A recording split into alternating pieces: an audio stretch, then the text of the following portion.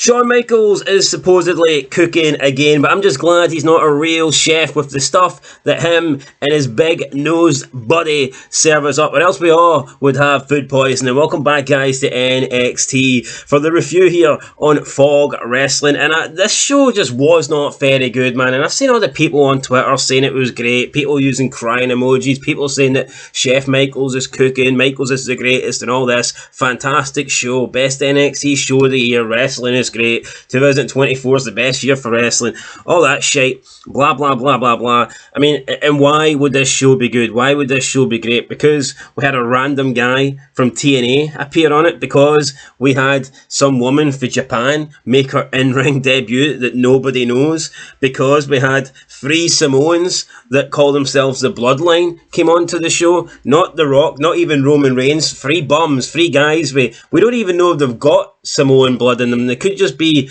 three brown guys that they plucked off the street. We don't know these guys. We don't care about these guys. I don't give a shit about Jacob Fatu or Tama Tonga or Luatanga or whatever they're called. We know The Rock. We know Roman Reigns. Hell, we even know the Usos, but we don't know these guys. All right, they didn't even have Solo Sikoa with them. So I mean, that tells you all you need to know. I mean, it was just the three fucking bums for the Bloodline, and we're supposed to bow down and pretend that Shawn Michaels is the greatest thing alive when he's not. He's quite clearly not. So I did watch the Giulia match, and I did watch the Giulia segment afterwards. Look, and I'm not going to hate too much on the person, because I don't think she outright sucks or anything like that, but I just refuse to accept that she is like somehow the greatest thing we've ever seen when she's not.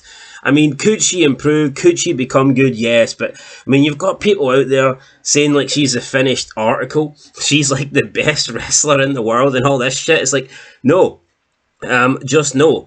I mean, even when I watched the match, her kicks looked a little bit sloppy. Yeah, she did some moves and all this stuff, but what I took from it most was the lack of selling. There was multiple times when she didn't even sell shit. One time she got her arm caught up on the apron, didn't even hold her arm, didn't sell her arm. Another time she was thrown gut first into the announce table. Once again, didn't sell it, didn't do anything, just laid there. Like, what happened to actually selling the body part that has just been attacked? It's a pretty basic concept. So, I mean, that's probably what I noticed the most from it.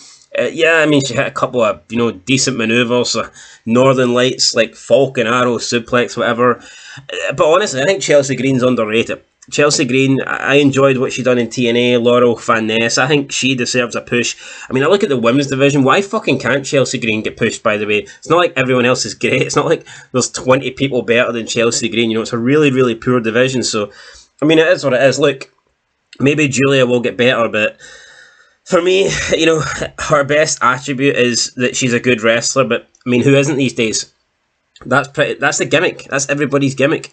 That's 95% of the roster's gimmick. Oh, I can wrestle. I mean, who cares? Honestly, I mean, who gives a shit? Shayna Baszler can wrestle. Zoe Stark can wrestle. And, we don't couldn't care if those two disappeared and never came back. I mean, yeah, Giulia's a lot easier on the eye, and I mean, that helps, but I mean, just overall, I don't care. Do not care. So we'll see. She then did a little promo backstage, and Funaki had to do the interpretation for her. So he was like breaking it down and translating. And people are saying that this is like one of the best shows. Michaels is cooking because Funaki was there. I mean, I like Funaki, SmackDown #1 announcer. Me #1 announcer, SmackDown #1 announcer, Funaki. I like Funaki, but I mean, at the end of the day, it's Funaki. He was standing there for 10 seconds and he translated a sentence. That's not great. It's like when Raw was doing like Raw 25, Raw 30, and all this stuff, like anniversaries, they would whip out like all the legends, and we never said those shows were great. People never praised McMahon just because he brought back legends, because let's be honest, a lot of times the quality of those shows were shit. They brought back the legends and they didn't do anything. The promos fucking sucked, or they'd be in really poor matches. They would just come out and it would be like a nostalgia act. They would just stand there. Oh, you're supposed to think this is great because we're from a good era. No, it doesn't matter what era you're from. If you come out and you just don't do anything, then it fucking sucks. I don't care if Stone Cold comes out and stands in the ring. I mean, if he doesn't do anything, then it's just some, random redneck standing in the ring. It doesn't impress me. Just like Funaki just being here, that's not enough.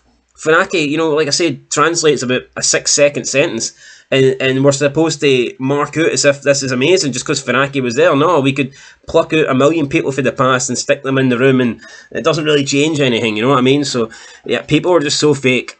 Wrestling fans are so fake, man, especially the ones that are still watching and loving this shit, man. It's sad how they think this is fucking great, man. It really is. But anyway, let's move on with the rest of the show. My thoughts on Giulia. Don't hate her. Don't dislike her.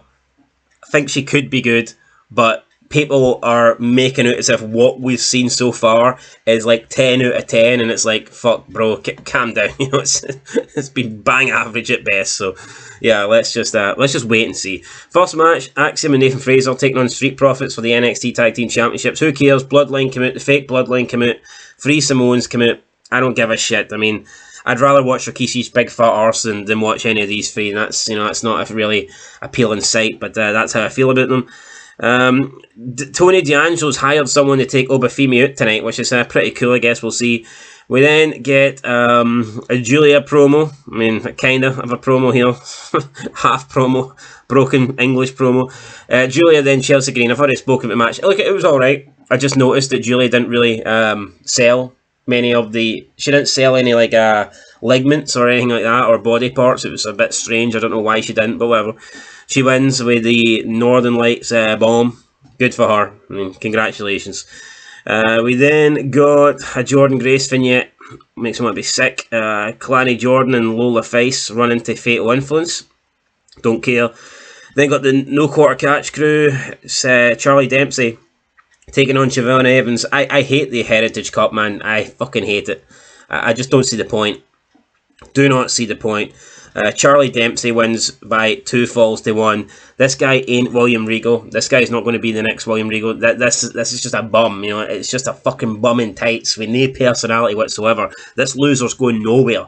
90% of this roster are going nowhere. I don't know why we need to pretend that, oh, they're young, they're still training, they're still getting better. No, they fucking suck. They suck. You need to just delete NXT, man, and start again. You need to start again.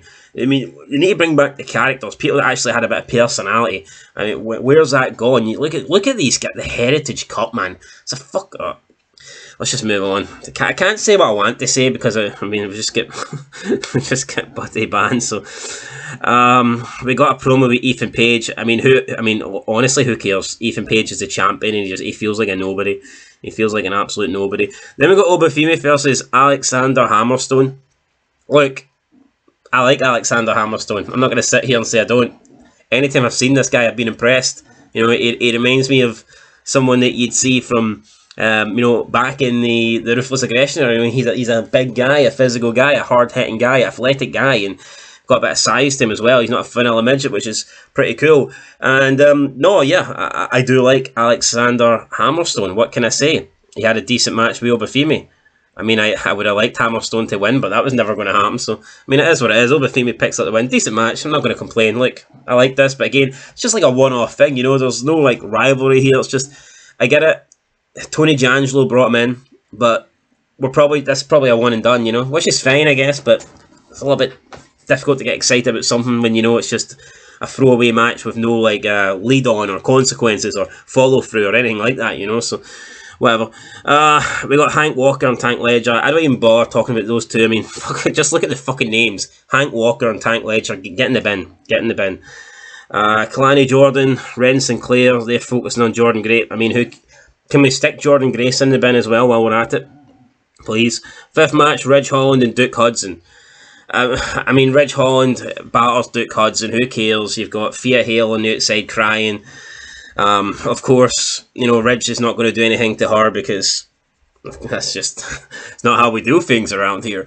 And if it was like Rhea Ripley, I'm sure she would get involved, but nah, you know, she's just standing there like crying and stuff and not doing anything. Very fake here, especially when you see all the time on like just in wrestling in general, you see the women like attack the men, but because they're trying to push Holland as like a real threat here, like a, you know, like a badass, like a big guy, you know, he's someone that is not to be messed with, so therefore, we can't have a woman like maybe attack him, but all the other bums, you know, they can get beat up by them 24/7, so I mean, whatever. It's strange here.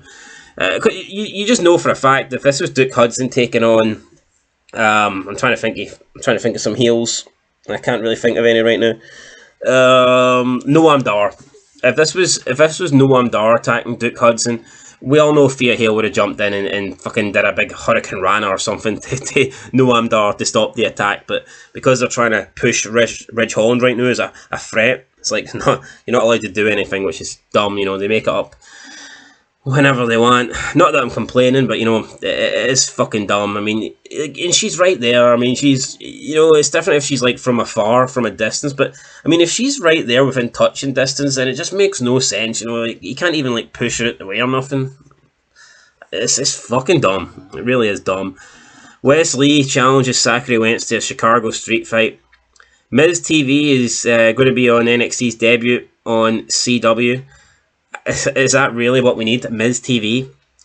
I would be happy if I died, never seeing another Miz TV segment again. I don't think promoting that is going to get people excited, honestly, for the debut of CW. Then we got Jordan Grace taking on Sol Ruka for the TNA Knockouts World Championship. Jordan Grace wins by disqualification because that ugly chick from TNA appeared, so there you go. Who fucking cares? They beat her down. Roxanne Perez then confronts Julia in Ava's office. Ava's a terrible manager, worst GM I think I've ever seen. Julia says that Roxanne is scared of her. Good for her. I mean, it was nice to see Funaki, but I mean, come on, is what it is. Wasn't great. We got something to do with Sean Spears, didn't really focus on it. Then we got Trick Williams versus Pete Dunne, last man standing match, #1 contender for the NXT Championship, and Trick Williams has won. So there you go, Trick Williams has won. After the match, we head back to Ava's office. Next week on NXT, CM Punk will be making a very special announcement. So Punk's going to make an announcement on NXT next week. We know that he's going to appear on CW, the first show. Will his announcement be he's going to wrestle? Will his announcement be? I don't know. We'll find out. But that was it. Trick Williams defeats Pete Dunne. Hopefully we can just put Pete Dunne in the bin now and push Trick Williams on. Trick Williams is a guy that could be, he was the champion, but he's the guy that should be the face of NXT. They fucked Trick Williams over big time. I don't get it. Anyway, guys, that is it. It wasn't Trick's fault. He went for feuding with good guys. He went for feuding with Breaker and Carmelo Hayes and top people to feuding with bums like Ethan Page. I mean, how is it, and Noam Dar, how is he supposed to make that good? He's not.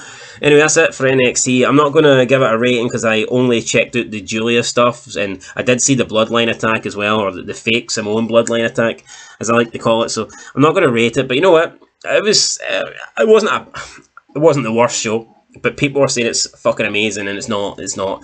I mean, Giulia's alright. I like Hammerstone, so We'll see. We'll see. Maybe next week I'll watch NXT. CM Punk's going to be on it. But you know what? We haven't been watching NXT for a long time now, but I'll make a deal. Once NXT goes back to CW, we will start regularly watching NXT again and regularly reviewing it properly. Not this looking at the results bullshit. I'll give it another go. But yeah, for me, last 6 months, year, NXT's just been difficult to watch. So yeah, let me know your thoughts down below, guys. Catch you in the next one. Till then, peace.